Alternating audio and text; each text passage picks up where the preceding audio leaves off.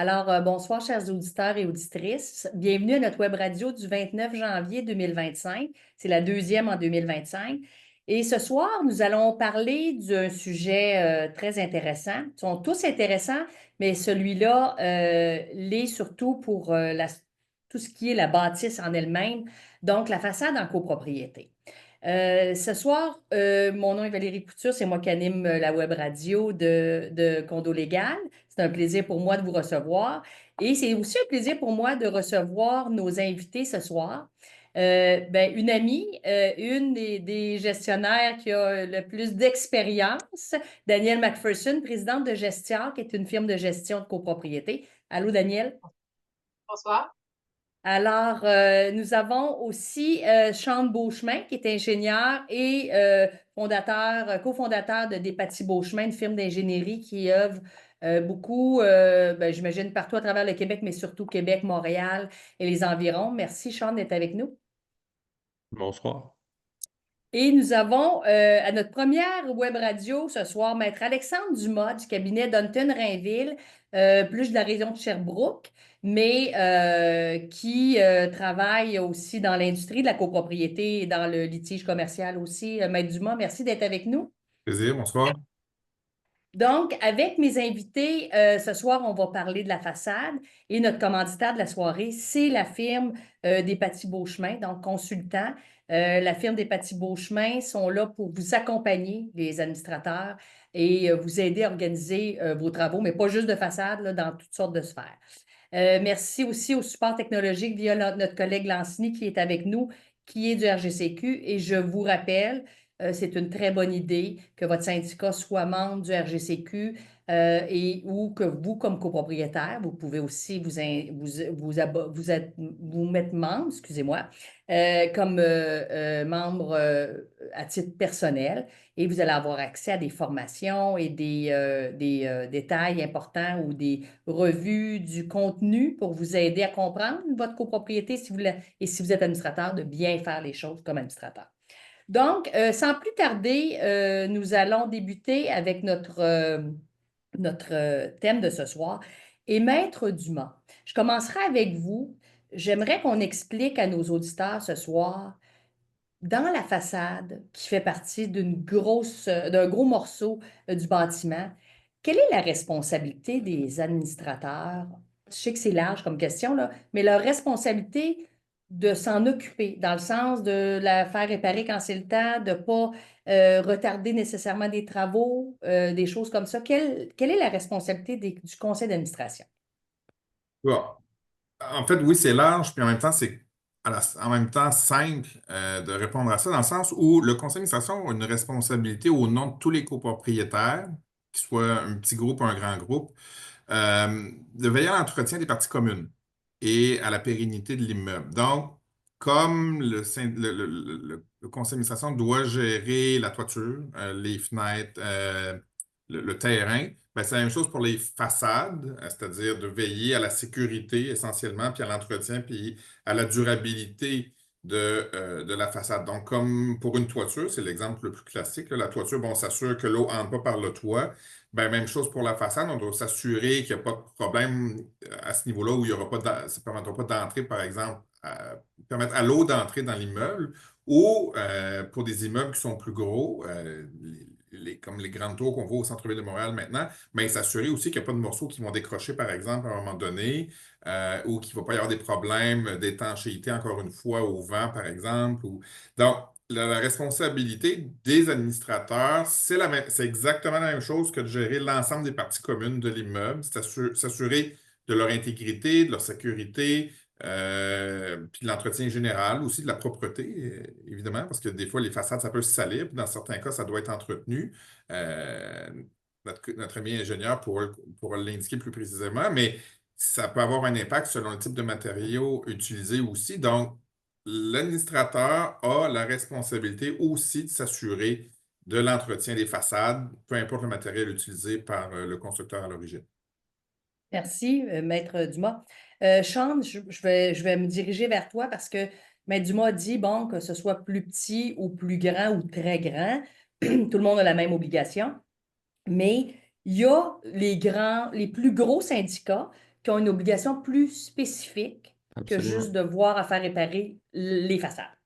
Oui, en fait, depuis 2015, là, le règlement de loi 122 de la Régie du bâtiment du Québec du Code de sécurité des bâtiments oblige les bâtiments de plus de 4 étages, donc 5 étages et plus, à faire des inspections des façades par un ingénieur ou un architecte. Donc, à savoir, est-ce qu'il y a des déficiences qui pourraient se dégrader puis devenir des conditions dangereuses pour les utilisateurs du bâtiment ou les personnes qui pourraient circuler en périphérie. Donc, je pense à un bâtiment qui est en retrait de la rue. Ça peut être juste la personne qui va tondre le gazon qui peut recevoir une brique, même si le bâtiment il est en retrait, ou ça peut être juste un passant qui passe sur Sherbrooke, que le bâtiment est directement collé sur le trottoir. Donc, c'est pour protéger toute personne pouvant circuler alentour du bâtiment.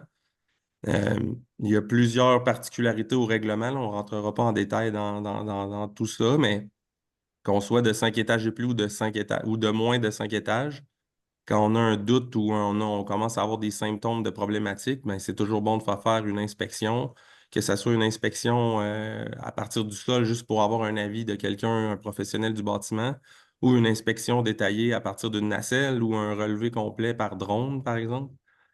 Quand on commence à avoir des questionnements sur le bâtiment, mais c'est toujours bon de le faire faire. Parfait, merci. Et on rappelle que ceux qui ont 5 étages, incluant le cinquième et plus, ben, eux ont l'obligation de faire affaire avec un Exactement. professionnel. À tous les 5 ans. Donc, c'est obligatoire. C'est une inspection qui est quinquennale à partir du 10e anniversaire de la pelletée de terre. Donc, la pelletée de terre est assez, la pelletée de terre en voulant dire le début de la construction du bâtiment. C'est assez difficile à déterminer. Donc, la plupart du temps, les gens vont prendre la livraison du bâtiment au lieu de la pelletée de terre, mais quand même. Donc, à partir du 10e anniversaire du bâtiment, on va avoir la première inspection, mais ensuite de ça, ça va être aux 5 ans que ça va être obligatoire. Parfait. Merci, Sean. On va revenir après d'autres questions vers toi. Mais Daniel, comment tu réagis avec ton équipe et vos syndicats dans la gestion des façades? Dans le sens que ben, je sais que tu as des très grands bâtiments, mais tu en as peut-être des plus petits aussi. Mais comment vous organisez ce type d'entretien-là? Ben, dans un premier temps, quand on doit préparer les documents et préparer notre dossier pour une étude de la loi 122 pour les façades, on doit expliquer en détail comment ça va se passer avec le conseil d'administration. Et c'est sûr que, comme mes confrères sont dit juste avant moi, les immeubles de 5 étages et plus, ça doit être fait par des professionnels. Alors, la plupart du temps, il y aura un professionnel qui va être impliqué. Alors, le rôle du gestionnaire ou pour les plus petites copropriétés, même si vous n'avez pas cette obligation-là, c'est bon qu'un professionnel soit impliqué parce que c'est comme ça que vous allez avoir un document signé avec lequel vous allez pouvoir travailler par la suite. Alors, ce document-là, quand on doit le demander, on va en appel d'offres et on va parler à différentes compagnies qui font ces genres d'études-là. Ça peut être des compagnies de l'ampleur de notre comparse ici, Sean, des Petits Beauchemins. Il y a plusieurs compagnies qui font ce genre de travail-là. On reçoit nos soumissions et on choisit l'entrepreneur avec lequel, pas l'entrepreneur, mais le professionnel avec lequel on va travailler. Et quand on va recevoir le rapport, à ce moment-là, il faut qu'on regarde l'étendue des travaux. Alors, si on a souvent, on va avoir dans un immeuble qui a été bien entretenu au fil des années, là, disons qu'il y a entre 0 et entre 10 et 35 ans, euh, on aura le calfeutrage à refaire, on aura des travaux qui sont sensiblement les mêmes un peu partout. Les balcons, il y aura peut-être des pentes de balcons où il y a de l'infiltration d'eau qu'il faut réparer des pentes de balcon. Alors là, au moment où on reçoit ce qu'on a à faire, ben là, on doit décider comment on va procéder pour faire les travaux. Ce sera, à moins qu'on se fasse dire que c'est des travaux urgents qu'il faut procéder maintenant parce qu'il n'y a pas eu d'entretien sur l'immeuble. Mais si on a eu un entretien au fil des ans et qu'on doit faire des travaux, on aura une période de temps pour faire ces travaux-là et on devra se retourner vers notre étude de fonds de prévoyance. Alors, l'étude de fonds de prévoyance, quand on prépare nos budgets à chaque année, on doit y mettre le montant qui a été prévu à l'étude pour ramasser l'argent pour les travaux à venir. Alors, c'est pas parce que dans l'étude de fonds de prévoyance, c'est écrit qu'il faut faire le calfeutrage dans la 23e année, que si on est rendu à la 20e année et on fait notre étude de façade et qu'ils nous disent qu'il y a des travaux à faire, ben c'est peut-être pas une bonne idée d'attendre 2 ans parce qu'il va y avoir 2 ans d'infiltration d'eau qui peuvent se faire entre-temps. Alors, on peut quand même travailler à l'aide de notre fonds de prévoyance, mais il n'y a rien de coulé dans le béton. On peut bouger les dépenses du fonds de prévoyance.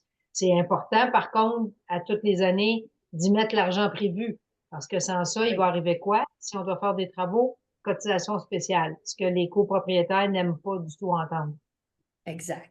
Puis, c'est difficile aussi bon, les charges communes ont augmenté, tout ça, mais le but de savoir comment s'organiser comme copropriétaire, ben, c'est de savoir comment ça coûte et non pas d'arriver avec un montant, comme tu dis, en contribution spéciale. Sean, je vais te revenir parce que ce que Daniel a dit est important, mais Maître Dumas, Daniel nous expliquait, bon, il y a des travaux à faire et tout ça. J'aimerais vous entendre sur la responsabilité d'un conseil d'administration qui a un rapport d'études en main et qui ne ferait pas ou entamerait pas le processus de correctif. Parce que Daniel et moi, puis Sean aussi, puis j'imagine que vous aussi, Maître Dumas, dans votre pratique quotidienne, on a des fois des gens qu'il faut convaincre que ce qui doit être fait soit fait. Et quelle est la responsabilité du conseil d'administration ou des administrateurs en cette matière-là? Ben, c'est un peu la même chose que je disais tout à l'heure, dans le sens où, à partir du moment où le conseil d'administration est au fait, est informé qu'il y a un problème, dans ce cas-ci pour les façades, là, puisque c'est la discussion, ben, ils doivent poser des gestes, puis ils doivent prendre des décisions. Et un conseil d'administration, ce sont les délégués, en fait, des copropriétaires qui sont chargés de la gestion des parties communes, notamment les façades et la structure en général, là. C'est leur rôle de voir à ce que le bien commun de l'ensemble des copropriétaires soit maintenu au niveau de la valeur puis au niveau de la sécurité aussi. Alors, leur obligation, c'est de poser des gestes. Et tantôt, si vous permettez, là, juste préciser, parce qu'on parle depuis tantôt de 5 étages et plus, mais c'est parce qu'à 5 étages et plus aussi, dans ce cas-ci, ça déclenche des obligations, là. Dans les immeubles de 5 étages et plus, ben là, l'obligation d'inspection est obligatoire aux 5 ans. C'est même pas discrétionnaire. Alors, les copropriétaires ne pourraient même pas voter à une assemblée spéciale ou ordinaire pour dire, bon, on décharge les copropriétaires les administrateurs, pardon, de cette obligation-là. L'obligation n'existe pas au niveau des plus petites copropriétés, en termes d'étage, là, je veux dire, mais ça reste que l'administrateur, une fois qu'il est informé, il doit poser des gestes, il n'a pas le choix.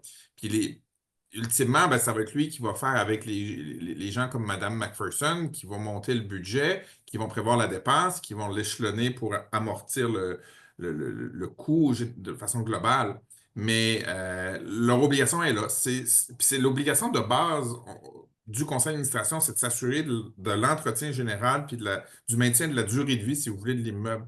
Puis dernier petit détail avant que je l'oublie, le 5 étages et plus aussi, parce que, évidemment, étant avocat, c'est les détails qui comptent pour moi. Mais 5 étages et plus, juste pour bien le préciser, c'est les 5 étages hors sol. Alors, dans le règlement, c'est vraiment 5 étages hors sol. Je le précise parce que là, on a peut-être des gens avec nous qui sont à 4 étages, mais ils ont un sous-sol. Fait que là, est-ce qu'on le compte ou on ne le compte pas? Alors, la réponse est si c'est juste un sous-sol sans porte, normalement, les façades ne sont pas comptées. Cet étage-là n'est pas compté pour la façade, donc ça ferait un 4 étages. Mais si vous avez 5 étages hors sol, puis là, si vous en avez une qui est à moitié, bien là, ça dépend. Peut-être qu'il y a une façade qui va être hors sol parce que là, il y a des portes sur celle-là. Donc, au niveau de ce qui serait un sous-sol par ailleurs. Mais les autres il n'y a pas d'accès, donc ils deviendraient dans le sol. Autrement dit, c'est pas les 4 faces automatiquement qui deviennent hors sol. Ça va peut-être juste une sur plusieurs. Et M. Beauchemin va l'expliquer, mais des fois, il y a des étages avec un peu de recul aussi. Le 5e étage, des fois, il va être reculé par rapport à la façade principale, mais ça compte dans les étages aussi, là. Alors, c'est pas un 5 étages uniforme d'un seul bloc, là.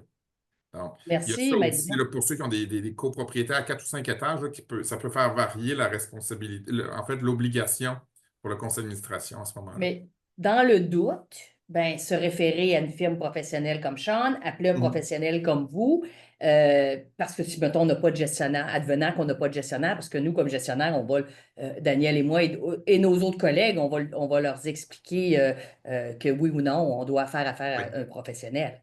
voilà. Mais, ceci étant dit, vous alliez dire quelque chose, Maître Dumas, allez-y. Non, non, je faisais juste OK. confirmer ce que vous disiez. OK. Donc, ceci étant dit, euh, Sean, je vais te donner la chance de vendre la salade de tous les ingénieurs en inspection de façade et tout. Mais c'est facile parce que Maître Dumas vient de le dire. Par 5 étages et plus, c'est même plus une question de voter en assemblée à 100% qu'on ne veut pas d'inspection. Ça ne marche pas. La RBQ peut débarquer à n'importe quel temps pour valider s'il y a eu des rapports, s'il y a eu des inspections de Effectivement. fait et ces choses-là. Peux-tu juste nous expliquer un petit peu? On fait l'inspection, mais il y a des possibilités de visite de la part des instances de la Oui, RBQ. absolument. En fait, si ben, la régie du bâtiment a des inspecteurs là, qui circulent, je ne sais pas c'est quoi la fréquence de leur vérification dans les villes, mais plusieurs de nos clients ont reçu la visite de la régie du bâtiment et ils faisaient la demande du document, dans le fond, de tout ce qui était par rapport au bâtiment depuis l'année de construction du bâtiment. Donc, les plans, et ça devait comprendre aussi toutes les inspections qui ont dû être réalisées. Donc, en 2015, si on avait un bâtiment de 1945, de 5 étages et plus, on devait avoir en main une inspection des façades. Donc, en 2025, normalement, on devrait avoir la troisième inspection des façades. Donc, la régie du bâtiment peut demander ce manuel-là au bâtiment et doit être facilement accessible. Donc, si ces documents-là ne sont pas rendus disponibles rapidement par la personne dans le bâtiment, là, donc dans le conseil d'administration probablement, mais ils peuvent être sujets à des Bon. fines, en français, le mot, Les amendes? à des Les- amendes. Donc, j'ai vu des 2500 ou des 5000 là, suivant un deuxième retour sans inspection, là. Donc, ça peut OK. rapidement monter, mais si le conseil d'administration monte patte blanche puis monte un contrat, oui, on n'a pas notre inspection, mais on a mandaté quelqu'un, mais les délais sont tellement longs avant qu'on puisse avoir quelqu'un on attend qu'il vienne, ben nous, on va être en mesure là, de pouvoir parler à la RBQ puis dire oui, on va aller sur place telle date, puis on va vous remettre une lettre là, qui mentionne qu'il n'y a pas de conditions dangereuses, le cas échéant. Sinon, on va faire des travaux rapidement là, s'il y a des conditions dangereuses sur le bâtiment.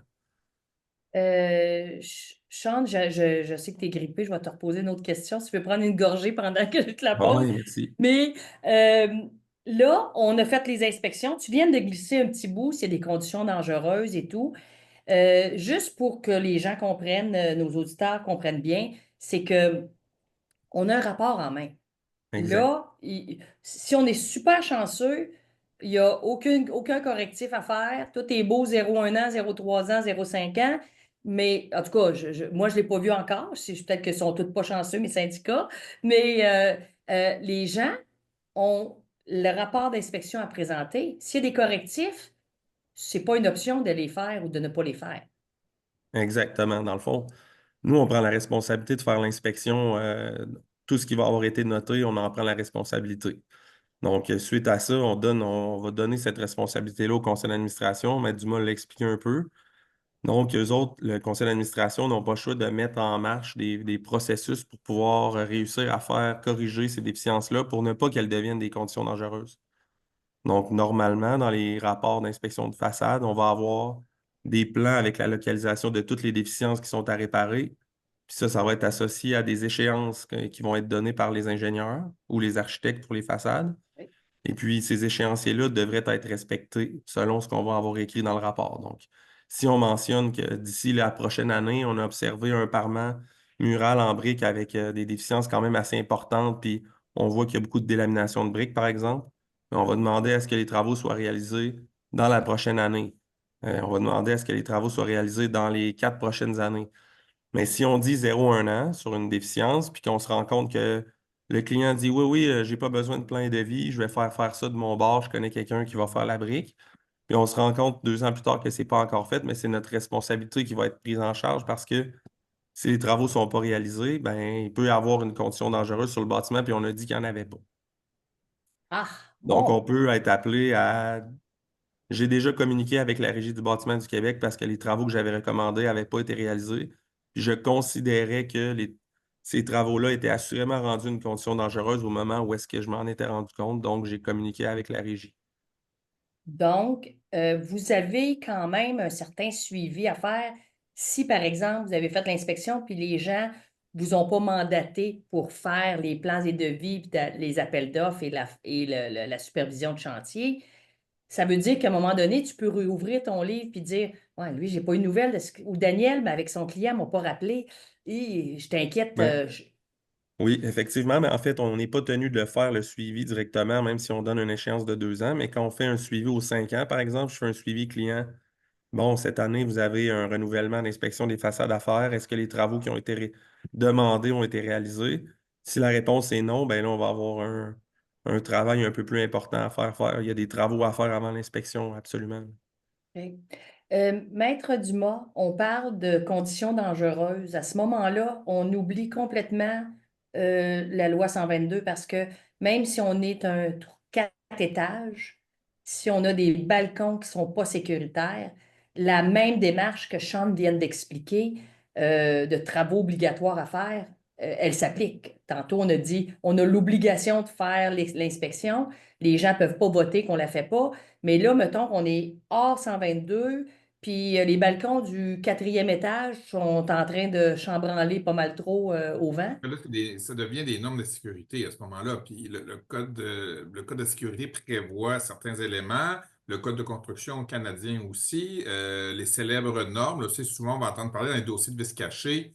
La maison n'est pas aux normes, mais c'est la même chose. Ici, l'immeuble doit demeurer conforme aux normes et les normes sont définies pour des raisons de sécurité. Alors, si le conseil d'administration négligeait, par exemple, il y a un ingénieur comme M. Beauchemin qui passe, qui dit au conseil, faites attention, la structure de maintien, là, je n'ai peut-être pas les bons termes techniques, mais la structure de maintien du balcon du 4e étage ou de l'unité numéro 4 présente un problème parce qu'il y a eu de l'infiltration d'eau, l'acier est atteint, le bois est pourri. Mettez pas de poids là-dessus en attendant. Puis personne ne s'en occupe, puis que le balcon tombe une couple de mois plus tard, puis que malheureusement, en plus, il y a des gens dessus. Il pourrait y avoir des graves problèmes.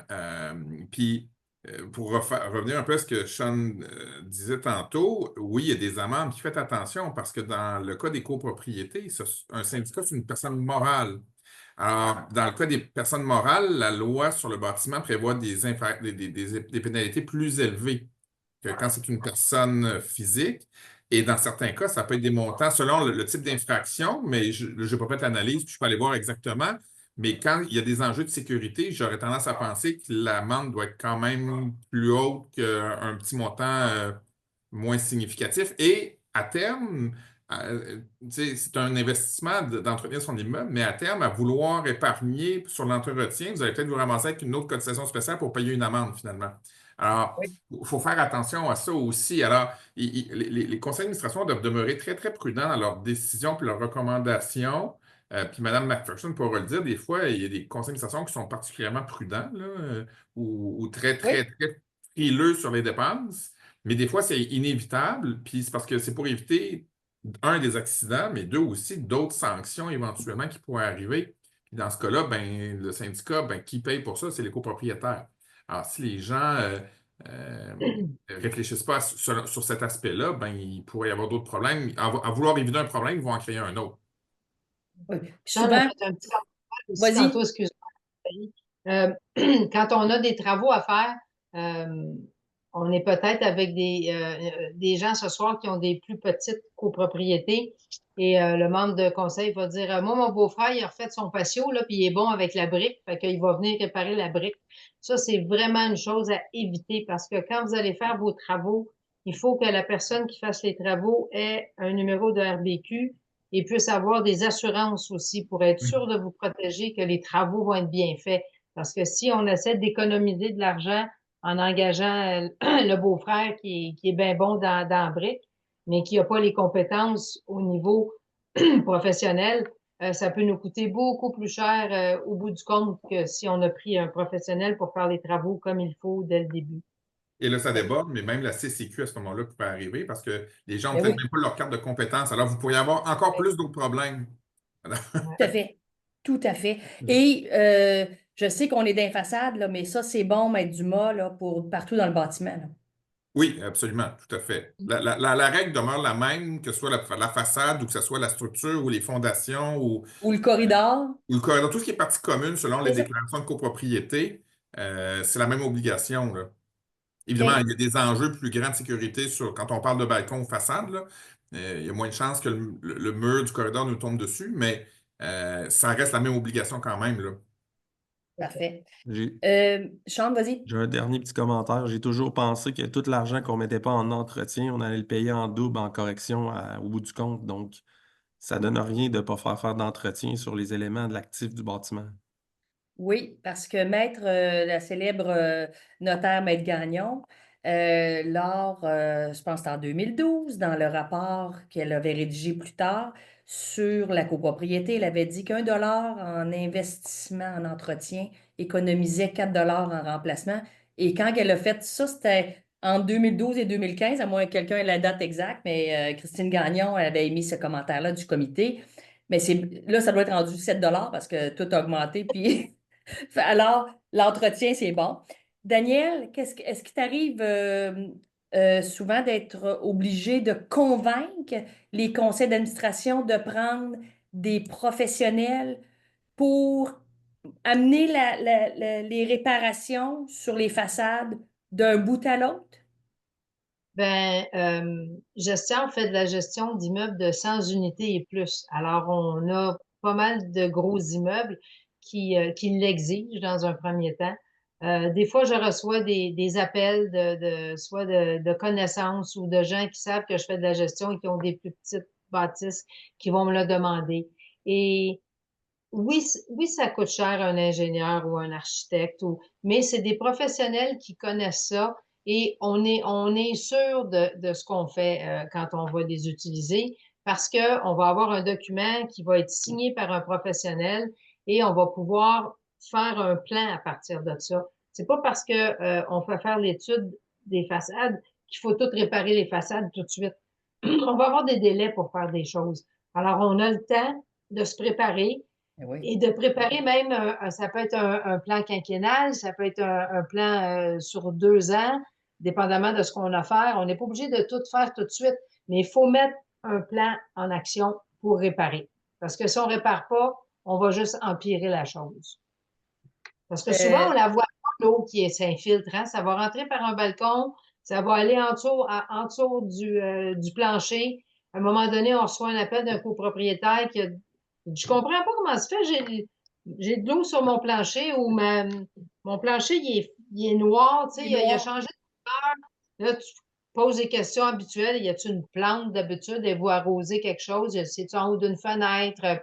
Là, on va faire la visite. Puis là, on voit que oh, c'est juste en dessous de la porte patio et il y a peut-être du calfeutrant qui n'est pas bien fait de l'extérieur. On est capable de, nous, les gestionnaires, de voir des choses, mais c'est pas nous les experts. On n'est pas des architectes, on n'est pas des ingénieurs.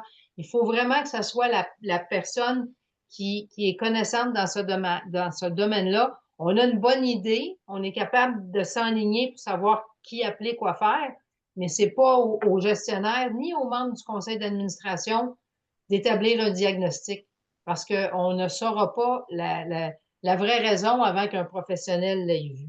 Non, puis si vous me permettez là-dessus, euh, je peux en parler parce que ça a été judiciarisé à Sherbrooke.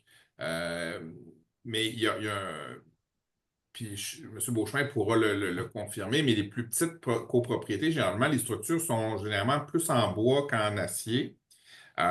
Et l'eau, ça voyage. Et à Sherbrooke, il y a un édifice ici qui est très connu, qui a été atteint par l'eau et ça a pris des années avant que ça soit découvert. Et c'est un immeuble qui avait 4 étages, justement. Ben, les 4 étages ont été atteints. Évidemment, ça partait d'en haut et ça descendait. Vous devinez que les unités du haut étaient plus affectées que les unités du bas, mais le problème, c'est que ça affectait la structure même, tellement ça a été long. Parce que malheureusement, les copropriétaires, dans cette situation-là, se sont un peu fermés les yeux au début.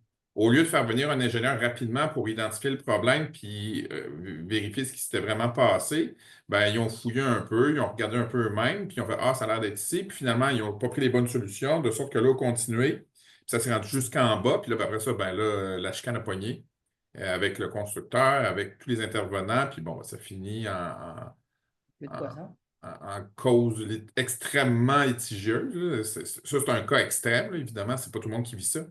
Mais de là l'importance de dire que dès le départ, il faut penser que, effectivement, si on parlait de la responsabilité des administrateurs, mais les administrateurs ne sont généralement pas des ingénieurs, ne sont généralement pas des architectes. Des fois, ça arrive, mais bon, c'est plutôt rare. Ce sont des gens qui ont été propriétaires dans une autre vie de d'autres genres d'immeubles. Sauf qu'un édifice à multilogement, ça ne se gère pas comme en termes d'entretien comme un Comme un bungalow. bungalow. Alors, d'où l'importance de demander aux gens comme M. Beauchemin ou ses collègues architectes de venir voir, ou d'autres professionnels, là, tu sais, si on parle d'une bonne vieille façade de briques, peut-être faire venir un installateur de briques qui pourra peut-être déjà au moins nous donner une première idée sur c'est-tu normal que mes joints de briques soient comme ça plutôt que de l'autre, comme ils sont sur l'autre façade, pour identifier rapidement les problèmes. Des fois, peut-être que ça pourrait être insignifiant, mais dans ma carrière, j'en ai vu des affaires qui avaient l'air insignifiantes dès le départ, puis finalement, quand l'ingénieur arrive, ben, il nous ouvre malheureusement une boîte de troubles. Puis c'est pas de la faute de l'ingénieur, c'est parce que l'ingénieur est arrivé trop tard. Donc, Oui, c'est vrai, vous avez raison. Euh, Sean, quand on a, exemple, un rapport avec une condition dangereuse Oui. et le syndicat déciderait ou décide de s'en occuper lui-même. Puis là, on parle, peu importe, ben, je sais que tu ris, mais peu importe est-ce que je suis en 122 ou pas, il y a une condition dangereuse et puis le syndicat dit c'est beau, je vais m'en occuper, je vais faire venir un maçon. Quelle est votre responsabilité s'il y a une condition dangereuse? Ben, en fait, c'est ça que j'allais dire. J'allais parler juste pour moi parce que si une condition dangereuse sur un bâtiment dont je vais avoir fait l'inspection, je vais rester dans le dossier jusqu'à temps que ça soit réglé. OK. Puis s'ils ne Parce veulent pas que, le régler, tu vas appeler la RBQ. exactement, dans le fond, on est tenu de contacter la RBQ pour dénoncer la condition dangereuse. Mais une fois qu'elle est dénoncée, si le client va de main dans la main avec moi pour faire les corrections, moi, je fais juste dire à la RBQ, tout va bien, on corrige les choses. Puis à la fin, j'envoie un rapport à RBQ pour dire la condition dangereuse a été réglée. OK. Mais si le client fait semblant qu'il veut la faire réparer ou ne veut tout simplement pas la faire réparer, ben là, il va être pris avec un problème pire que de Paty Beauchemin. Il va être pris avec la Régie du bâtiment du Québec qui vont demander des corrections immédiates puis obtenir des soumissions le plus rapidement possible pour avoir faire des travaux le plus rapidement possible. C'est généralement pas les prix les moins chers du marché. et n'oubliez pas une autre chose, là-dessus, il n'y a pas juste la régie qui va avoir un problème, les copropriétaires qui veulent vendre une unité pour toutes sortes de Exactement. raisons C'est aussi, ma parce que prochaine question. Allez-y, Maïduma. C'est ah, ma ben, prochaine question. j'ai anticipé, mais c'est exactement ça, parce que l'étape suivante, un copropriétaire veut vendre pour toutes sortes de raisons, changement de profession, Oui. déménage, nouveau conjoint, peu importe. Ben, c'est un vice qui doit être dénoncé, puis qu'éventuellement, ça va affecter la valeur de la copropriété, de la propriété vendue, de l'unité vendue. Puis éventuellement, ça va avoir un impact aussi sur les assurances de l'immeuble, parce que à partir du moment où je reviens toujours à la même question de départ, la responsabilité du conseil d'administration, ben, c'est ça aussi.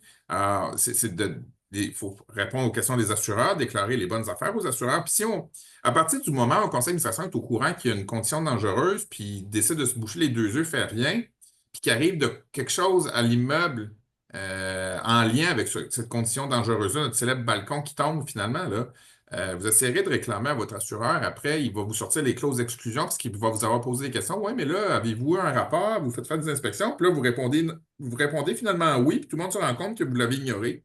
Ben, je vous annonce que votre assureur risque de vous dire, je vais vous ignorer moi aussi, là. Il faut faire attention. Tu sais, le travail des administrateurs, c'est d'avoir une vision à long terme.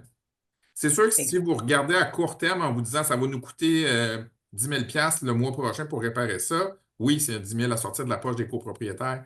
Mais à long terme, vous allez être gagnant pour les revendre, pour les questions d'assurance, tout ça. Mais si vous fermez les deux yeux puis vous dites on va se pincer en espérant que personne n'a de problème, ben je ne vais pas vous faire de peine, mais je suis pas mal certain qu'il y a quelque part quelque chose qui va arriver qui va faire qu'il va y avoir des problèmes. Mais est-ce que ça va être dans un horizon rapproché ou plus éloigné, ça, je ne le sais pas. Mais à ignorer un problème, il finit toujours par nous revenir. Tout à fait. Il ne s'en va pas tout seul. Malheureusement, non.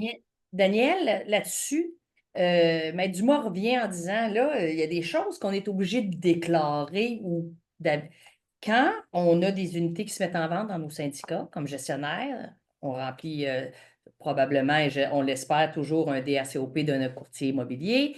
On doit, justement, avec aussi l'attestation qui s'en vient, veut pas, on est en train de se raffiner encore plus parce qu'on va mettre beaucoup plus de choses dans l'attestation qui est sous le feu encore depuis le mois de septembre. Mais qu'est-ce que tu vas mettre quand tu as un rapport, parce que nos administrateurs, que ce soit une plus petite bâtisse ou une plus grande, s'il y a eu des travaux, qu'il y a un rapport d'ingénieur ou qu'il y a un ingénieur qui est venu, qu'est-ce que tu vas indiquer dans ton rapport, dans ton DRCOP ou dans ton notaire? Il y a des nouvelles règles en ce moment au niveau des ventes, parce que là, bientôt, on devra, comme tu as dit, avoir un carnet avec beaucoup plus d'informations que ce que les syndicats remettent en ce moment. Dans la plupart des immeubles, qu'ils soient gros ou petits, les gens vont se faire un petit site web où ils vont avoir leur page Facebook, ou dans le cas de gros immeubles, on a des endroits où on va déposer tous les documents reçus de la copropriété. Alors, euh, la déclaration de copropriété, les règlements, tout ce qui a été fait au niveau de rapport, l'évaluation, l'assurance, etc. Tous les documents sont là. Alors, quand un copropriétaire vend sa copropriété, il se fait inonder de questions par son agent immobilier, et la première chose qu'il fait, c'est soit qu'il nous appelle ou qu'il dit à son agent, ben, appelle le gestionnaire. Alors, techniquement, c'est la responsabilité du copropriétaire qui vend son unité de remettre les documents qu'il a à sa disposition. Le gestionnaire va dire à son copropriétaire vendeur, ben, vous avez toutes les informations sur le site avec tous les renseignements, ou vous pouvez venir au bureau pour les consulter avec votre agent d'immeuble.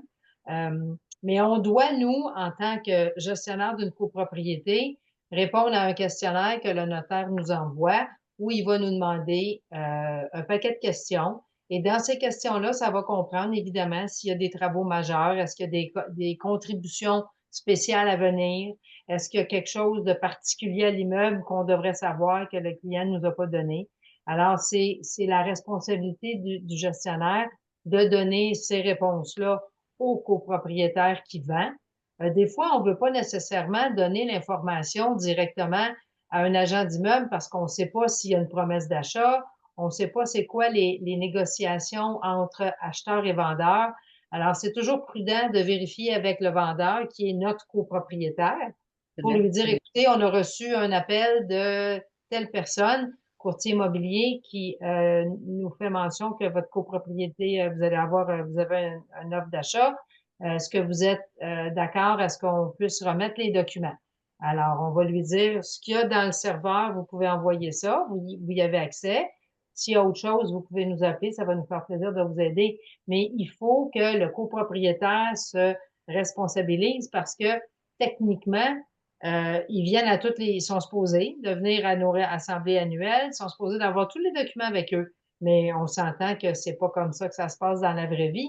Alors, il faut qu'il y ait un endroit pour être capable d'aller les chercher, ces documents-là, et on peut les accompagner dans ça, mais il faut pas que ça devienne la responsabilité du syndicat et du gestionnaire quand un copropriétaire fait une vente. Parce que quand on fait une vente, c'est une transaction privée entre un acheteur et un vendeur.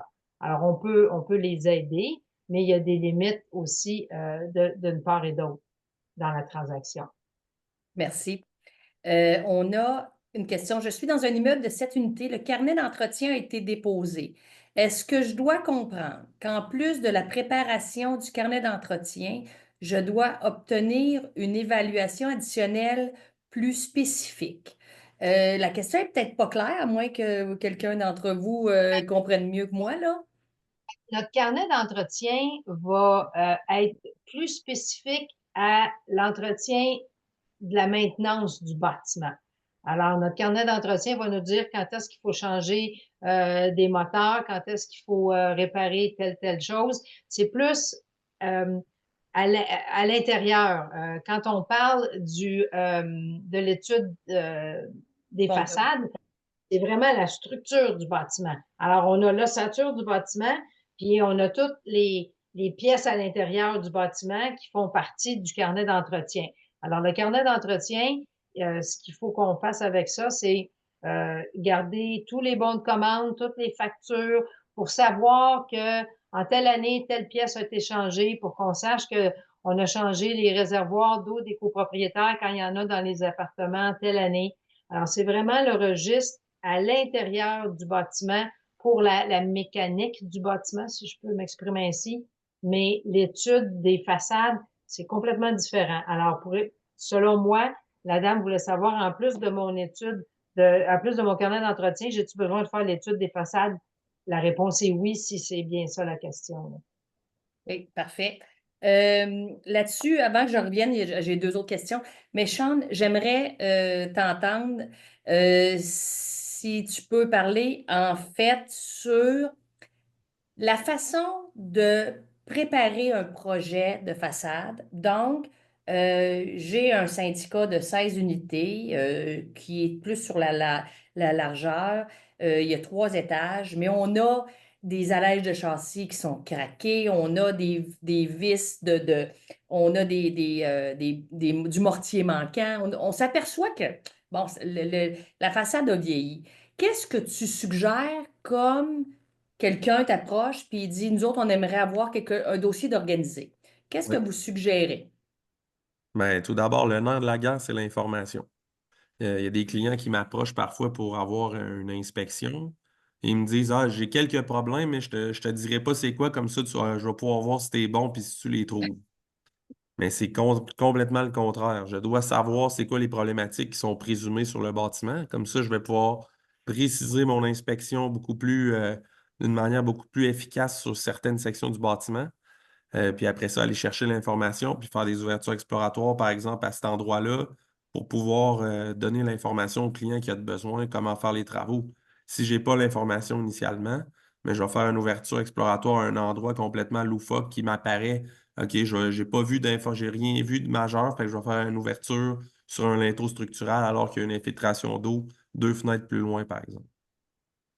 Donc, de donner l'information aux professionnels, tout ce qu'on a, les plans, y a-t-il eu des travaux, est-ce qu'il y a des gens dans le 8 logements qui ont observé des déficiences à partir de l'extérieur, il n'y a pas de mauvaise information. Nous, on va faire un ménage de toute façon dans cette information-là, puis on va préparer notre inspection ensuite. Euh, Si ma voix me le permet, ensuite de ça, ce qu'on fait, c'est on va faire une soumission avec un détail exactement de qu'est-ce qu'on va faire, quel outil on va utiliser, est-ce qu'on va faire une inspection au drone parce qu'il y a certaines sections du bâtiment qui sont inaccessibles avec la nacelle, est-ce qu'on va faire des ouvertures exploratoires, qu'est-ce qu'on va remettre comme rapport, est-ce qu'il va y avoir un plan, est-ce qu'il va y avoir la localisation des déficiences, donc ça aussi, c'est super important. Puis quand vous demandez des soumissions, pour n'importe quoi, c'est très important de savoir c'est quoi qu'il va y avoir dans le rapport parce que sinon, vous allez être déçu si vous vouliez donner le rapport à un entrepreneur pour faire corriger les défauts. Mais tout ce que j'ai, c'est des photos non localisées sur le bâtiment. Vous allez vous ne serez pas à l'abri des extras pendant les travaux, là. Donc, donnez de l'information, demandez le plus d'informations possible en retour sur ce que le rapport va comprendre, puis accompagner le professionnel sur place si vous avez besoin de lui montrer des choses là, sur le bâtiment pendant qu'ils font leur inspection. Quand vient le temps de faire les corrections, peux-tu nous indiquer d'avoir un professionnel qui s'assure que tout est bien fait? C'est quoi les avantages pour nos Ouais. syndicats? Mais en fait, un peu dans le même sens que chaque dollar investi en entretien est décuplé en travaux. Je pense que c'est la même chose pour la surveillance des travaux d'un professionnel sur des travaux sur place. Bien entendu, si on a 10 000 de travaux, je pense, on ne peut pas payer plus cher en professionnel qu'en travaux de maçonnerie, par exemple. Mais pour des projets d'un peu plus grande envergure, de remplacement, d'allège, de linteaux structuraux, etc., même si c'est un bâtiment de 4 étages, là, Oui. de 2 étages, des allèges fissurés, remplacement de pierre, tout ça. Mais tu sais, juste le processus d'accompagnement pour trouver le bon entrepreneur qualifié, faire la vérification des soumissions, puis après ça, faire la surveillance des travaux. D'après moi, les coûts en fonction du coût total des travaux ils vont être remboursés au conseil d'administration puis à la copropriété par le fait qu'il y a la présence d'un professionnel qui surveille, là. Ouais. Exact, exact. Maître Dumas, là-dessus, euh, quand on a parlé tantôt de la responsabilité, vous l'avez dit à 2, 3 reprises, sur le conseil d'administration, mais le fait d'avoir donné le mandat à un professionnel, ça libère quoi de nos administrateurs? Euh, ben là, ça devient un peu plus. C'est pas tranché au couteau. D'abord, ce qui est super important de se rappeler, c'est que derrière tout ça, il y a une déclaration de copropriété aussi, hein. Puis ça, c'est les règles du jeu entre les copropriétaires. Alors, par rapport aux administrateurs, généralement, dans des déclarations plus récentes, là, on s'entend dans, mettons, les 20 dernières années, là, souvent, on va trouver une clause, souvent ça va être appelé une clause d'immunité ou de limitation de responsabilité des administrateurs. Puis là, si vous allez lire, ça va dire quelque chose comme les administrateurs ne sont pas responsables de leurs fautes face aux tiers, blablabla. C'est un peu technique. Sauf qu'il y a une restriction, parce que normalement, ça voudrait dire qu'ils ne sont pas responsables. À partir du moment où ils ont passé la balle à l'ingénieur, en théorie, ça voudrait dire qu'ils n'ont pas de responsabilité. Sauf que souvent, il va y avoir une limitation. Ils vont dire euh, si on agit hors des limites de leur mandat réel définies par la déclaration de copropriété, parce que la déclaration va dire le conseil d'administration sert à quoi, qu'est-ce qu'il peut faire ou pas faire. Ou si on peut agir avec prudence. On parlait tantôt là, des conseils d'administration qui se ferment les 2 yeux. Ben, dans le cas où les copropriétaires auraient trop attendu, auraient décidé de faire venir M. Beauchemin, mais finalement, il s'occupe de son rapport juste 7 ans plus tard quand ils ont changé le conseil d'administration, bien, ça se pourrait que les anciens administrateurs deviennent finalement responsables face aux autres copropriétaires s'ils ont négligé, ils n'ont pas agi avec prudence. Là, évidemment, je ne veux pas faire paniquer personne, paniquez pas, là. Mais c'est pas une immunité absolue, là. C'est pas, tu peux pas faire n'importe quoi. Donc, ça revient à ce que je vous disais tout à l'heure. Maintenant, le fait d'engager un professionnel comme M. Beauchemin ou un architecte, bien évidemment, ils ont leur responsabilité professionnelle. Ils doivent donner des conseils adéquats, tout ça. Ce qui pourrait nous amener éventuellement, s'il y avait un problème après, M. Beauchemin, par exemple, recommande des travaux X, on fait les travaux X, mais en même temps, on fait d'autres choses. Ou on ne fait pas exactement ce que M. Beauchemin nous a dit. Bon, bien là, le jour où ça va arriver avec des avocats dans le portrait, bien, les avocats, nous, on va chercher voir où se place la responsabilité là-dedans, qui est responsable du problème qu'on va avoir connu finalement. Et là, ben, peut-être qu'on va avoir une opinion partagée qui va faire qu'il y a une part de responsabilité qui revient aux administrateurs, donc aux copropriétaires, qui vont devoir absorber une partie de la facture au final, ou ça va être attribué une autre partie à l'ingénieur. Donc là, chaque cas étant unique, il n'y a pas de règle coulée dans le béton là-dessus. Mais normalement, le professionnel engagé va être responsable de ses faits et gestes professionnels, ce qui aurait tendance, en règle générale, à dégager la responsabilité des gens qui lui donnent le mandat de faire son travail. Mais tout est une fonction de fait, de comment ça s'est passé, l'historique du dossier, tout ça. Alors, mais c'est sûr que, puis si jamais ultimement il s'avérait que l'ingénieur se soit trompé dans ses recommandations, par exemple, ses observations, bien, éventuellement, ça va être sa responsabilité professionnelle et éventuellement son assurance responsabilité qui va entrer en ligne de compte. Mais là, avant d'arriver là, il y a beaucoup de choses à vérifier là, pour déterminer effectivement s'il y a un problème ou pas à ce niveau-là. Mais le fait qu'un conseil d'administration mandate un expert, c'est très rassurant pour eux, les Ben, administrateurs. normalement, oui, parce que ces gens-là sont censés savoir ce qu'ils font, sont censés savoir ce qu'ils recommandent. Puis normalement, ce sont eux. Puis M. Beauchamp pourra me corriger, mais généralement, il y a des firmes plus spécialisées que d'autres. Donc, généralement, celles qui se présentent comme plus spécialisées, bien, généralement, elles seraient supposées avoir des plus grandes connaissances sur le travail qu'ils accomplissent. Comme si moi, j'allais faire du droit familial demain matin, je ne serais peut-être pas le meilleur. C'est ça. Chacun son domaine, même si on a le même titre, Voilà, mais chacun exactement. son domaine. Exactement. Sean, Non, je suis 100% d'accord. OK. Donc, j'ai une autre question, Madame Beauchamp. Je suis copropriétaire et je soupçonne que notre syndicat ne respecte pas les exigences légales sur l'entretien des façades. Notre copropriété date de 1985. J'ai demandé à voir le registre des inspections et des travaux et on m'a répondu que ce sont des documents internes. Daniel et Maître Dumas, ai-je le droit d'y avoir accès? Tous les, Quoi exactement? les Les... documents de la copropriété. Ah oui, oui, oui, oui, oui, oui. Tous les documents de la copropriété, les copropriétaires ont le droit de les voir. Il va y avoir différents règlements dans différents immeubles. Euh, Comment on peut avoir accès à ces documents-là? On peut venir au bureau de la gestion pendant les heures d'ouverture en prenant rendez-vous. Si on a besoin de faire des copies de quelque chose, ben, il peut avoir un montant d'argent pour faire des copies, mais tout copropriétaire a le droit de voir les documents. Et c'est dans la déclaration de copropriété, dans 99,9% des cas, vous allez retrouver une clause qui dit à peu près ce que Mme McPherson vient de dire.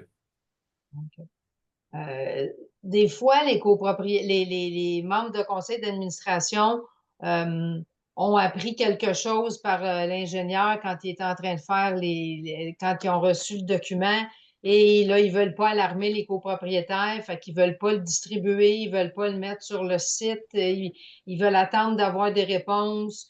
Euh, on peut expliquer aux copropriétaires qu'on a reçu le rapport, que oui, il est disponible, mais si on l'envoie à tout le monde maintenant, ça va causer un tas de questions, puis on attend des réponses. Alors, aussitôt qu'on a les réponses, on va le rendre disponible. Ça peut être une réponse qui se donne, mais de dire que c'est des documents internes puis qu'elle n'a pas le droit de les voir, ça, par exemple, on peut pas faire ça. Non, puis juste pour continuer là-dessus, je ne vais pas en rajouter, mais tout ce que Mme McPherson vient de dire, c'est absolument vrai.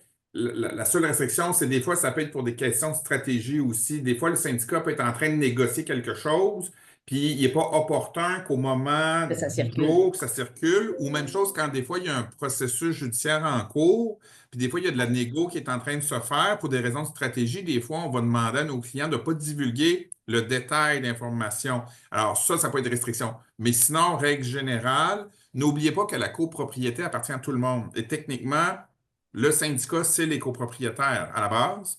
Alors, techniquement, c'est comme votre maison, mais partagée en plein D'investisseurs. d'unités. Mais à la base, c'est la maison de tout le monde. Donc, techniquement, tout le monde a le droit de voir. Puis, un gestionnaire et ou un administrateur qui ferait de l'obstruction pourrait avoir des problèmes éventuellement, là.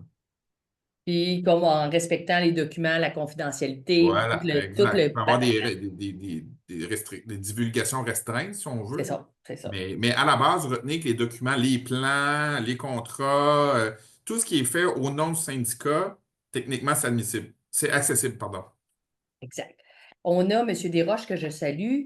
Si l'administrateur ne donne pas aux professionnels le mandat de superviser l'exécution de ses recommandations, est-ce que ce professionnel est relevé de sa responsabilité? Sean, tu l'as peut-être dit tantôt, mais peux-tu nous redire là-dessus? Donc, tu n'es Ben, pas relevé de ta responsabilité. en fait, je pense que peut-être même une question pour Maître Dumas, mais je pense que je ne suis pas relevé de ma responsabilité, mais je pense que ça va être beaucoup plus dur de prouver que ma recommandation était pas bonne si j'étais pas là pour la faire valider. Comme je pense à un exemple.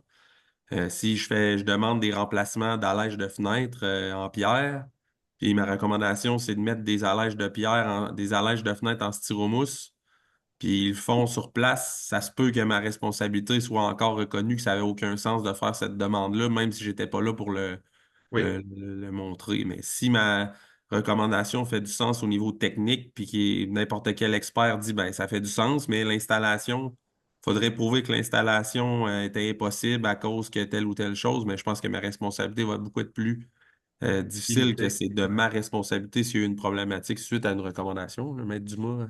Oui, oui, ça, il n'y a pas de doute. Dans la mesure où l'ingénieur nous signe un beau rapport avec des belles recommandations claires à la fin, mettez des allèges de tel type, puis des fois, ils vont très loin. Des fois, vous allez littéralement avec des numéros littéralement très, Oui, très précis, là. Puis que le syndicat décide de faire n'importe quoi parce que Ça ça coûte leur moins tente pas, cher? ou le célèbre beau-frère qui revient dans l'histoire, là. Puis là, tout d'un coup, le beau-frère a déjà fait des allèges chez eux dans sa vie en 1972, là. Puis là, on le fait venir parce qu'il a l'air gentil. Ben, rendu là, l'ingénieur, s'il n'y a personne qui lui a demandé de venir vérifier ou de s'assurer avant les travaux, ben, vous comprenez que ce bout-là, je ne pourrais jamais tenir l'ingénieur responsable parce qu'on l'a complètement exclu. Alors, ce bout-là, l'ingénieur ne sera plus responsable. Si par ailleurs, mais là, si l'ingénieur a recommandé lui n'importe quoi, là, c'est une autre chose. C'est ça. exact. Mais c'est pas Sean. Non. C'est ça. J'ai une autre question aussi. Euh, Sean, c'est pour toi ça. Si notre Oui, façade s'abîme à cause de l'air conditionné qui coule, oui. ce qui arrive presque pas, comment on gère les coûts si cela provoque des infiltrations?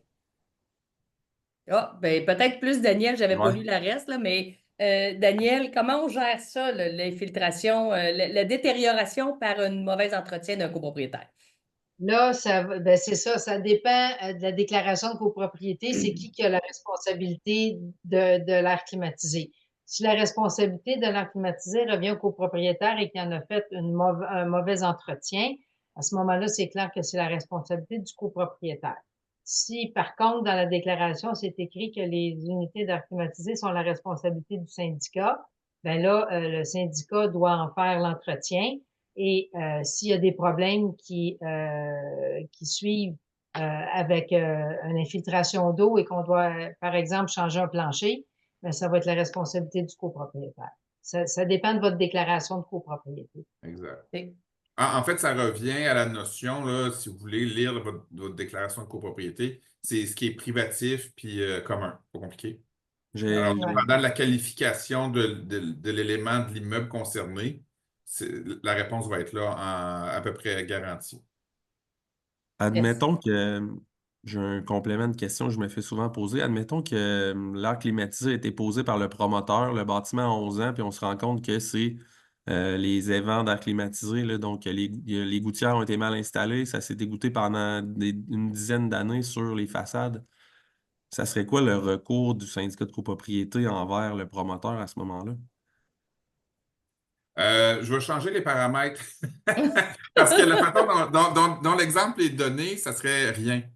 Euh, OK. Parce que, bon, d'abord, il y a l'écoulement du temps, là, mais puis il y a un écoulement tout court, Il y a mais un écoulement du oui, temps, c'est jeu de ça. mots. Mais c'est parce que ce qui fausse un peu la question aussi, puis la réponse que je peux donner à cause du temps écoulé, c'est qu'on voit un écoulement. Donc, à partir du moment où on voit un écoulement, on a une connaissance qu'il y a un problème. Donc, la règle, normalement, c'est le recours s'institue dans les 3 années de la découverte du problème. Alors, dans ce cas-ci, si pendant 10 ans, on l'a vu couler et on n'a rien fait, on n'aura plus de recours. Par contre, je change le paramètre, comme je disais, ça coule, mais à l'intérieur du mur, puis on ne l'a jamais vu. Personne. Et là, finalement, c'est quand un copropriétaire ouvre son mur, fait des travaux, whatever, de qu'est-ce que c'est, là. On découvre le problème là, après 10 ans, puis là, on fait venir un ingénieur, encore une fois, puis là, l'ingénieur nous confirme, ah, non, non, c'est pas du tout aux normes, c'est pas de même que ça devait être aménagé, construit il y a plus de 10 ans, là. Donc, à ce moment-là, là, en théorie, je dis bien en théorie, mais sur papier, il y a un recours qui s'ouvrirait à ce moment-là contre le promoteur ou le constructeur en vice de construction. Et là, à ce moment-là, on pourrait réclamer les éventuels dommages causés, c'est-à-dire, en général, les coûts de reconstruction ou de réparation du problème. Mais c'est ça, mais c'est toujours le point de départ, en fait, là, je le dis à la blague, mais le point de départ, c'est la connaissance du problème. Alors, si on a connaissance d'un problème et on ne fait rien pendant 5 ans, ben tant pis, le recours est mort, c'est fini. OK. Mais si on découvre un problème et que ça fait moins de 3 ans qu'on l'a découvert, même si l'immeuble a plus de 10 ans, ben, en théorie, on aurait un recours contre le promoteur ou le constructeur. Parfait. Ça répond à ta Merci. question, Sean? Oui, merci. OK. On a une autre question. J'habite un immeuble de 7 étages et j'ai remarqué plusieurs fissures dans la brique. Le syndicat me dit que c'est normal et que ce n'est pas urgent, mais ça m'inquiète. Comment savoir si une fissure est anodine ou si elle représente un réel danger? Bonne question, ça, Sean. Est-ce qu'on a le droit d'être inquiet ou on s'inquiète pour rien? Monsieur Régent qui demande cette question-là. Les deux, en fait, je pense que c'est normal d'être inquiet de quelque chose qu'on ne connaît pas. Donc, c'est pour déterminer si la fissuration qui est observée sur le bâtiment est inquiétante ou qui est vraiment une problématique structurelle, ben, il faut l'évaluer. Normalement, un 7 étages, vous avez déjà en main un rapport d'inspection, donc vous allez pouvoir être en mesure de déterminer dans les recommandations puis l'énonciation des déficiences, qu'est-ce qui représente, qu'est-ce que la fissure, en fait, elle a été causée par quoi? Si j'ai des mouvements de sol importants puis j'ai de la fissuration en lézarde sur tous les coins du bâtiment, je vais m'inquiéter. Ouais. Si c'est de la fissuration en dessous d'un balcon parce que j'ai mis un mortier au lieu d'un scellant sous mon balcon, puis le balcon avec le temps est venu se déposer sur mon mortier, ben, c'est une fissuration qui est non inquiétante, là, donc il faut vraiment l'évaluer, c'est du cas par cas pour le déterminer, mais allez voir dans votre rapport d'inspection, ça va être mentionné, là. Fait que Dans M. cette Régent, question-là, moi, demandez ça. il y a quelque chose qui me dérange dans ce que le monsieur a écrit, là, c'est que il dit que le syndicat dit que, as-tu disparu, là? T'as-tu Oui, c'est enlevé la Gabriel question? l'a enlevé, mais vas-y, ouais. Ça disait que le syndicat lui a dit que c'était pas grave. Le syndicat prend une responsabilité s'il n'y a pas de rapport, là, puis qu'il dit ça, là, c'est dangereux pour le conseil d'administration de faire des avancées comme ça, là. Ben, ça, Dire non, non, c'est normal, c'est pas grave. Qui t'a dit que c'était normal et que c'est pas grave, là? Ça, c'est dangereux pour un syndicat de faire ben, des c'est un énoncés de exemple de ce là-dessus. que je disais tantôt, très flagrant, là, de ne pas administrer avec prudence, là. Je veux dire, tu t'improvises ingénieur, tu t'improvises 7 étages à dire qu'il n'y a pas de danger que le mur de briques te tombe sur la tête demain matin. Si le mur tombe et il y a quelqu'un en dessous, je voudrais pas être l'administrateur qui a pris la décision, moi, là. Exact. Sean, avais-tu quelque chose à rajouter ou? Non, Oui, OK. c'est- Quelle est la responsabilité d'un gestionnaire externe versus celle d'un administrateur quant aux réponses à donner à un promettant acheteur? Ne faut-il pas que ce soit le CA qui assume cette responsabilité? Ben, ça, je peux peut-être Mais normalement, répondre. allez-y, d'accord. Ben, ce que j'allais dire, c'est que de toute façon, dans les déclarations de copropriété, ça va un peu en lien avec la réponse qu'on donnait tantôt de dire que les documents sont accessibles. Alors, ultimement, la responsabilité revient au conseil d'administration. Le gestionnaire, de toute façon, ne peut pas aller plus loin que ce que le CA va l'autoriser, mais ultimement, il y a un devoir de divulgation. Puis, j'ai Oui. vu des exemples encore récemment. Parce que là, là, c'est parce qu'on devient comme une relation triangulaire là-dedans. Il y a le promettant acheteur, il y a le promettant vendeur, il y a les courtiers, puis il y a le CA/gestionnaire Ou impliqué les deux, là-dedans. oui, c'est ça. C'est ça. Alors là, le promettant vendeur, lui, il a l'obligation de divulguer toute l'information sur son unité et les parties communes de son immeuble. Le promettant acheteur a le droit de savoir ça pour acheter intelligemment son immeuble qui l'intéresse, puis prendre les bonnes décisions. Puis ultimement, ben, le syndicat et le gestionnaire, eux, ben, ils doivent fournir les bonnes informations et des informations à jour, notamment financières. Tu sais, si le syndicat est dans le trou de 125 000 puis personne ne le dit à l'acheteur parce qu'on ne l'a pas dit, ben, je vous annonce tout de suite qu'il va y avoir des recours qui vont se prendre contre pas mal tout le monde impliqué là-dedans du côté des divulgateurs. Parce que soit il y aura eu de l'obstruction, soit parce qu'on n'aura pas tout dit. Mais la responsabilité est partagée, mais le gestionnaire externe comme Mme McPherson, j'aurais tendance grandement à penser, à moins qu'elle contrôle absolument le syndicat, ce qui serait quand même étonnant, j'aurais tendance à penser que la responsabilité va revenir ultimement au conseil d'administration. Oui, mais on le signe, on le fait souvent dans notre gestion quotidienne. Oui, Bien mais qu'on n'a pas de, tu sais, bien qu'on n'a pas de pouvoir de décision en tant que gestionnaire, souvent, le conseil d'administration va nous engager puis va nous demander de s'occuper de ça. Alors, dans le cas présent, c'est peut-être un membre de conseil qui s'astine avec son gestionnaire, mais si le conseil décide que c'est lui qui s'occupe des ventes, allez-y, occupez-vous-en. Allez-y. voilà, c'est ça. Que ce soit un ou l'autre, mais C'est ça. Parce que c'est sûr que, ben, Dubois, vous avez tout à fait raison, mais dans le quotidien, très peu de copropriétaires sont en mesure de répondre à des questions d'un promettant acheteur. Oui, Et souvent, on a les courtiers qui téléphonent et de plus en plus, parce qu'avec l'attestation que le projet de loi 16 qui est en cours de finalité, ça devient de plus en plus complexe. Et là, on commence à dévoiler plus de choses. Fait que oui. les gens n'ont peut-être pas ces réponses-là. Il nous reste une dernière question, je m'excuse, on est rendu 20h05 puis on n'a pas terminé.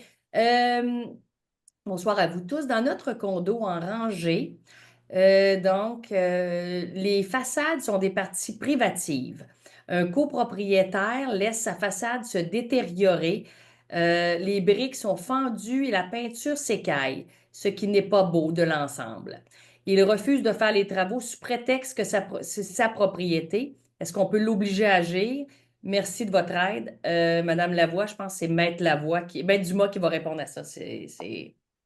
Euh, pour répondre à ça, il faudrait vraiment que je vois la déclaration de copropriété, parce que, un, je suis très étonné qu'une façade soit Oui. considérée comme du privatif. Maison de ville. Ouais, mais quand même, ça reste dans le gros œuvre de l'immeuble. Ouais, Généralement, je le n'ai gros déjà eu œuvre, un à il faudrait voir, faudrait voir la Mont-Royal. déclaration, comment elle est rédigée là-dessus. Puis là, Absolument. l'autre affaire que j'aimerais voir aussi, s'il n'y a pas une réglementation d'entretien, parce que généralement, les maisons arrangées, puis les maisons de ville, généralement, il y a des obligations d'entretien puis de maintien d'unité, là. On ne peut pas décider d'en peinturer une en rouge, puis l'autre en bleu, puis l'autre en vert, là. Généralement, tout le monde est obligé de se tenir avec Ouais. des normes. Alors, j'aurais tendance à penser que dans la déclaration, dans ce cas-là, parce que c'est quand même un peu particulier, il y a probablement des règles dans la déclaration qui doivent prévoir des obligations pour les copropriétaires à cet égard-là, sur au moins l'allure générale, là, extérieure. Et dans ce cas-là, comme la déclaration de copropriété, à la base, d'un point de vue légal, c'est un contrat entre les copropriétaires. Ben là, on tombe, si ce n'est pas la déclaration de copropriété qui le prévoit, on tombe dans les règles générales du Code civil. Puis là, c'est-à-dire que si une des parties au contrat, c'est-à-dire le copropriétaire problématique, ne respecte pas ses obligations de son contrat, ses autres copropriétaires, voire même le syndicat dans ce cas-ci, qui est une partie au contrat, peuvent exiger le respect des obligations sur les règles générales du Code là, civil. Alors, probablement qu'on pourrait passer par ce chemin-là. Mais c'est sûr qu'il faudrait voir la déclaration de copropriété. Je suis très étonné d'apprendre qu'on a sorti la façade des parties communes pour l'envoyer en privative, sans prévoir une espèce de contrôle, si ce n'était qu'au moins le style, parce que ça Ben voudrait oui. dire, ça voudrait dire que, je ne sais pas si on des, ben là, je N'importe devine qu'ils ont des façades de briques, là, selon la n'importe capitale. quoi, ça va devenir n'importe Mais quoi, là. il y en a un qui met du clapart, l'autre du stucco, puis le troisième de la brique. Ça peut donner un drôle de style pour une maison des maisons en rangée ou des maisons de ville, là. Alors, mais j'aurais tendance à dire à cette personne-là, allez lire d'abord la déclaration de copropriété pour voir c'est quoi les obligations d'entretien de la partie privative. Puis après ça, ben, voir s'il y a un mécanisme à l'intérieur de la déclaration pour forcer le respect de ces obligations-là. Sinon, ben, on se rabattrait sur les règles générales des obligations, du respect des obligations d'une partie co-contractante. Madame Lavoie, peut-être consulter un professionnel comme Maître Dumas qui peut vous aider parce que à lire la déclaration et à peut-être rédiger un avertissement au copropriétaire de faire ce qu'il a à faire. Dernière question. Qui signe le DRCOP? Ne faut-il pas exiger que ce soit un administrateur qui le signe en cas de poursuite? Daniel, tu l'as déjà dit tantôt, souvent les conseils d'administration nous mandatent pour qu'on le rédige et qu'on le signe, mais c'est toujours tout à fait en représentant le syndicat. Mais je pense pas que c'est une obligation puisqu'on en signe, en tout cas, on en signe pas mal des RCOP, qui est la déclaration des renseignements de la copropriété, qui est de plus en plus très, très, très populaire et qu'on aime bien recevoir parce que c'est bien facile de comprendre que notre copropriétaire nous permet de répondre et de transmettre l'info. Mais ça là-dessus, très rapidement, en termes juridiques, là, c'est parce que le gestionnaire est un mandataire au sens légal du syndicat de copropriété, c'est-à-dire que le syndicat a délégué une de ses tâches, notamment celle-là, à son gestionnaire. C'est un mandataire et un mandant, donc le syndicat, demeure toujours responsable des faits et gestes de son mandataire, le gestionnaire. Alors, ultimement, c'est toujours le syndicat qui va être règle générale, là, Oui, on s'entend. oui, ça fait bien du sens, J'aimerais on est bien peut-être content. juste faire un petit commentaire là-dessus, puis je vais demander aussi à Maître Dumas ce qu'il pense de ma réponse. Parce que contrairement à bien des gestionnaires, j'ai pas la même opinion avec un DRCOP. COP. Je vais expliquer pourquoi, je vous dis ça rapidement, là, parce on a dépassé le temps. Le DRCOP, premièrement, c'est un document qui n'est pas obligatoire. C'est écrit dans le coin droit du document, là, en haut. C'est un document, je sais pas c'est quoi le mot, là, optionnel ou en tout cas, il est pas obligatoire. Ce document-là, il est remis par un agent immobilier qui a la responsabilité de vendre le bien de son client. L'agent immobilier ne sait que ce que son client lui dit. Alors, lui, il veut pas remplir ça parce que s'il remplit ça et qu'il n'y a pas les bonnes réponses, le prochain acheteur, s'il arrive un problème, pourrait poursuivre l'agent d'immeuble, puis le client, etc. Alors, on se réfère toujours au gestionnaire pour remplir ce document-là. Parce qu'il faut qu'il y ait quelqu'un qui soit responsable au cas que le prochain acheteur trouve quelque chose qui fait pas son affaire puis qui dit, hey, gars, c'était écrit dans le DRCOP, puis c'est qui a signé ça, là? C'est McPherson, fait que moi, je poursuis McPherson. Non, mais la vraie réalité, là, c'est comme ça que ça se passe. Alors, ce que nous, on fait chez Gestion, c'est qu'on a développé notre propre document sous forme d'une lettre, parce que si on regarde le Code civil, on a des obligations qui sont pas très, très grandes dans la vente d'une copropriété, mais on en fait beaucoup plus. Alors, nous, on fait une lettre où on mentionne dans cette lettre-là la plupart des informations qui sont écrites dans le DRCOP, mais qu'on est capable de justifier. Et on dit également qu'il y a des documents qui sont disponibles pour sa lecture, qu'il peut avoir par l'entremise de son client, pas de son client, mais de l'acheteur, du copropriétaire, et que s'il veut les voir, qu'il est le bienvenu de venir au bureau, ça va nous faire plaisir de lui montrer. Nous, on donne les renseignements qu'on sait qui sont vrais. On a les frais de condo, on va donner l'état de compte, on va donner la copie de l'assurance, on va parler du budget, le montant dans le fonds de prévoyance, s'il y a des cotisations spéciales à venir. On est tous capables de répondre à ces questions-là. C'est notre travail, on est supposé de savoir ça. Mais il y a des choses dans le DRCOP que c'est juste, moi, là, je veux pas être responsable de ça, fait que je vais demander à quelqu'un d'autre de le signer. Alors, on s'occupe, on l'a fait, on a beaucoup de discussions, je vais appeler ça comme ça, avec les agents d'immeubles parce que souvent, ils n'aiment pas ça, parce qu'ils veulent avoir le DRCOP. Et moi, personnellement, la consigne à mon bureau, c'est non, on ne signe pas ça, on donne notre document. Est-ce que j'ai raison de faire ça, Maître Dumont, ou non? Oui, parce que d'abord, pour répondre à deux, trois petits éléments, vous avez bien dit, effectivement, c'est un formulaire recommandé par l'OASIC, contrairement à un formulaire obligatoire. Alors, recommandé, et bon, je ne vais pas prêcher pour ma paroisse, mais j'ai écrit un livre sur le courtage immobilier. Fait que là, Oui, c'est vrai. on tombe dans mon domaine. Mais si je vais sur un DRCOP aussi, à la ligne des signatures, c'est signature de la personne autorisée par le syndicat. Donc, ça confirme qu'effectivement, ultimement, c'est le syndicat qui est responsable de l'information. Par contre, si je regarde le contenu sommairement, c'est beaucoup l'avis du syndicat. Donc, toutes les questions budgétaires, savoir si c'est déficitaire ou pas, si les charges communes sont payées ou pas par le copropriétaire concerné. Je vois aussi si les budgets, les cotisations, je vois vite là-dedans. Là, puis c'est beaucoup des questions d'assurance. Y a-tu eu des mises en demeure? Y C'est a-tu ça, eu des mises en des demeure, des règlements? jugements pendants ou des procédures judiciaires. C'est C'est ça. surtout la vie, c'est pas tant l'état de l'immeuble lui-même. Mais là, si on tombe dans cet aspect-là, n'oubliez pas que là, il embarque un autre professionnel dans l'histoire qu'on n'a pas nommé vraiment, mais c'est le courtier immobilier, là. Alors, le courtier immobilier, sa job, c'est pas juste de. Puis là, je sais qu'on n'est pas sur le sujet de la soirée, mais ça reste que c'est ça. Le courtier immobilier, sa job, c'est pas juste de passer des formulaires. Il y en a un qui a un devoir de conseil, puis il y en a un autre qui a un devoir de vérification et de renseignement. Alors, celui qui assiste l'acheteur doit s'assurer que son client pose les bonnes questions. C'est sa job de l'assister pour être certain qu'il a les bonnes informations. Puis si, d'aventure, un document lui semble incomplet, ben c'est au courtier de faire passer à son client, hey, demande donc on va demander telle affaire de plus ou il me semble qu'il y a tel élément. À l'inverse, le courtier du vendeur, ben, techniquement, le vendeur, il connaît la vie de son immeuble, surtout s'ils ont été là pendant 3, 4, 5, 10 ans, 20 ans, ou même à l'origine du bâtiment dans certains cas. Puis des fois, c'est même un ancien administrateur. Alors, eux, ils ont une obligation de divulgation de la vie du syndicat, mais de la vie du bâtiment en soi aussi, parce que l'histoire des vices cachés, ça existe aussi dans les unités de copropriété. Puis éventuellement, là, selon que c'est commun ou privatif, encore une fois. Mais là, on a un paquet de monde qui interviennent là-dedans, mais si on revient à la question de base, ultimement, ce n'est pas le gestionnaire qui est le responsable de la divulgation pour ce formulaire-là, C'est le c'est le syndicat. syndicat. Et comme Mme McPherson disait, Ben, elle ne peut pas avoir plus d'informations que le syndicat va bien lui en donner, là. Si on a un président, une présidente de syndicat un peu cachotier, puis que lui, ça il tente qu'il dort couché sur les dossiers du syndicat, puis il divulgue bien ce qu'il veut divulguer, euh, c'est exagéré mon affaire, mais j'ai déjà vu ça, là.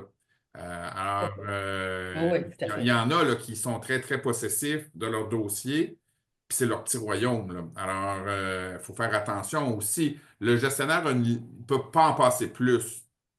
Là, il pourrait y avoir Ce un que j'ai jeu s'il y a un mauvais gestionnaire, mais prenons pour acquis que les gestionnaires sont qualifiés et compétents. Ben dans ce cas-là, il n'y aura pas de problème normalement pour le gestionnaire, là. Je pense que la loi 16 va régler ça quand ça va passer parce qu'on va avoir un document qui va retirer le DRCOP et on va avoir un document obligatoire à Effectivement. remplir. Effectivement. L'attestation, Ça effectivement. va probablement Attestation. simplifier la vie de beaucoup de monde. Oui, puis je Exact. pense que ça Oui, va... d'autant que la loi 16, sauf erreur de ma part, vous donne en plus des délais pour répondre plus sévères, puis c'est beaucoup mieux encadré, là. Oui, oui, c'est clair, c'est clair. C'est un peu maintenant, on fait bien notre possible comme transmettre toutes les informations, mais des fois, Des fois, un ça va peu pas lourd. vite. C'est ça. Ouais. Donc, ben, c'est le mot de la fin. On a viré ça vers un autre petit sujet. Donc, merci à vous tous d'avoir été avec nous. On va remercier aussi nos gens qui nous ont accompagnés. Merci Daniel, merci Maître Merci Dumas, merci Sean. On vous invite aussi à contacter des Paty Beauchemin. Je vous dis, ils font des services professionnels, des inspections de façade. Ils font des études de fonds de prévoyance et carnets d'entretien. Là, pour le reste, vous irez voir leur site Internet et ils vous vendront leurs produits. Merci au RGCQ encore merci de Lanceny de ta présence. Et ben, on vous attend sur les formations. Donc, vous pouvez vous inscrire, les formations qui s'en viennent. Il y en a d'autres, mais celle-là sur le condo 101, allez voir pour vous inscrire. Ceux qui ne sont pas membres du RGCQ peuvent aussi participer. S'il y a des coûts, mais ils sont plus élevés pour les non-membres, mais on vous invite à assister à ces formations-là. Ça va vous aider beaucoup. Et vous pouvez revisiter tous les web radios sur Condo Légal. Et puis, vous pouvez aller les voir. On a même enlevé ceux qui étaient moins d'actualité depuis les 4 dernières années. Donc, on vous invite à les rediffuser. Donc, suivez-nous sur LinkedIn, Condo Légal. Soyez là aussi pour la prochaine web radio qui sera sur la psychologie du voisinage en copropriété. Alors, je sais que notre collègue Catherine Pépin sera avec moi de HPDG et les autres invités à venir à savoir plus tard. Donc, merci encore. Merci Sean, merci Daniel, merci Maître Dumas de votre présence.